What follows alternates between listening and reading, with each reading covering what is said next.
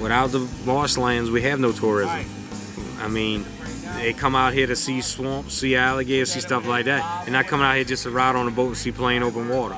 And if they don't do something soon about it, that's what we're gonna have.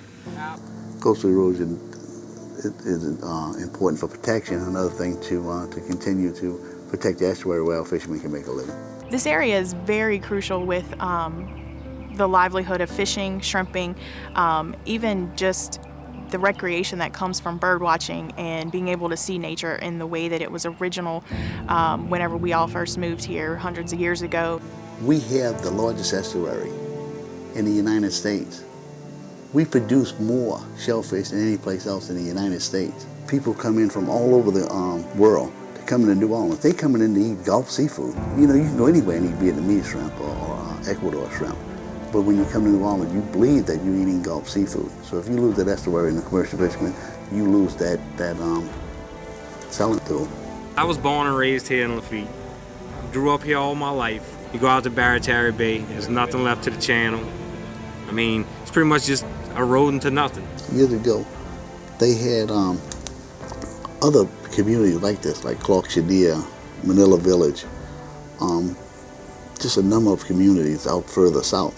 And those communities were lost. And then you know, that's why we want to work so hard. We don't want Lafitte, Barataria, Crown Point to be the next three. And then, you know, you'd have water pounding on the doggone levees of the West Bank in New Orleans. And a lot of times we forget that the city of New Orleans or Metairie is a coastal community because we're protected with these levees and it seems like an urban area that we really are near the coast, and we are all ground zero for the hurricanes and the tropical storms that come through our coast. You know, Lafitte was here prior to the forming of our country. This is the back door to New Orleans. You know, the pirates used it many years ago to enter the city from the rear.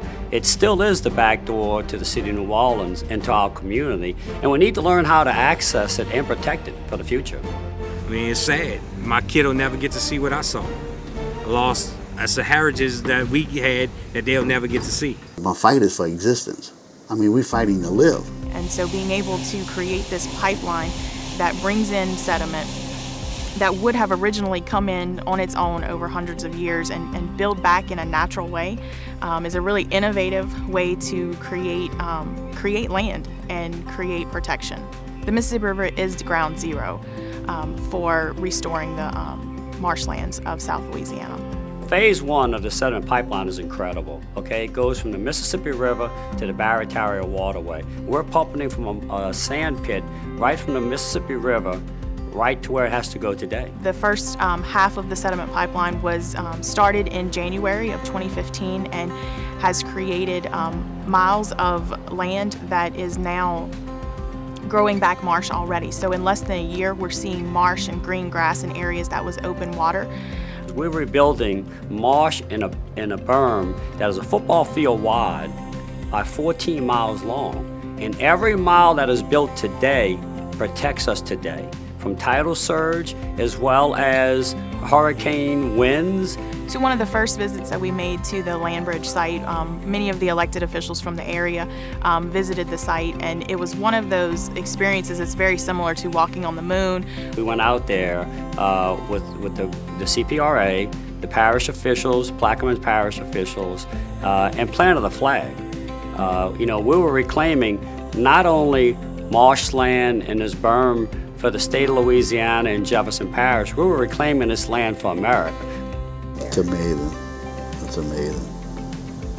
It's amazing because you're fighting all these battles, man, and you look at that and you know that that is going to slow the water down a whole lot. And that's going to protect a whole lot of wetlands. You're experiencing new land being built in an area that, in a lot of ways, you feel like certain people have given up on this area and said we can never build back the coast of Louisiana. You see the impact today. And that's what's most important. You've got sand and sediment built up about 5 feet above the surface of the water, and we were able to walk on it. There were tractors there, so it's a really strong surface. What you're currently looking at is marshland that was rebuilt. This was not here prior, and this project is building it right before your very eyes. We've had more greenery and more green growth than we've had in years. Part of this is slowing down the saltwater intrusion that is coming into the area. You know, one day we may be trapping fur again. The shellfish will be very plentiful in this area, and people will make livings, and that'll help the economy around all around the state.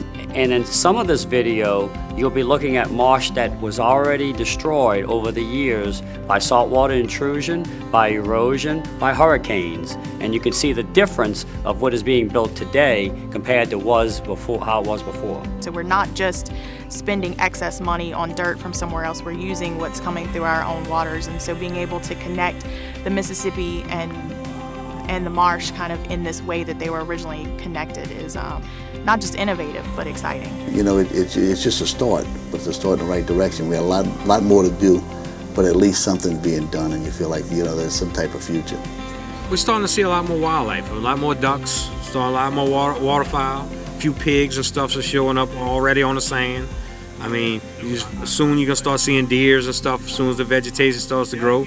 Well, it's important that people realize that this can be done, okay? Naturally, you need funding to make it possible. It's not an inexpensive project. So the pipeline actually is built in increments, and as the pipeline is being built, sediment comes out of it. So currently the pipeline is over 14 miles long, and it has booster pumps that help. And if we're able to get funding soon, we'll be able to continue the pipeline on for the remaining 10 to 15 miles that we need to see the complete benefit. It's important that they continue with the pipeline project. I love to see the land back the way it was. Channels through it, places to go, places to bring your family out there, camp, do things like that. With the current predictions for sea level rise, there's definitely a bleak future for South Louisiana over the next 50 to 100 years.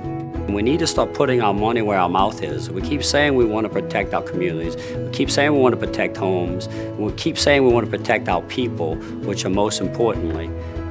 Then we need to do this to protect our community. I'm very fortunate that we are reshaping this world by adding more land like we do around Bayou DuPont that will be from one end of this coast to the next.